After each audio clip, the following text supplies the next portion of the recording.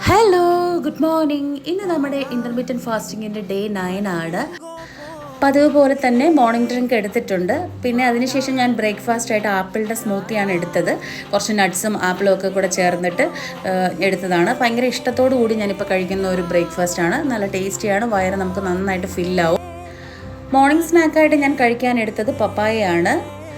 ഉച്ചത്തെ ലഞ്ചിനായിട്ട് ഞാൻ എടുത്തത് 2 ചപ്പാത്തിയും ചിക്കനിൽ കുറച്ച് ഉപ്പും കുരുമുളക് പൊടിയും സോയാ സോസും ഒക്കെ ചേർത്തിട്ട് എയർ ഫ്രയറിൽ ചെയ്തെടുത്ത ചിക്കനും കുറച്ച് വെജിറ്റബിൾസുമാണ് എടുത്തത്.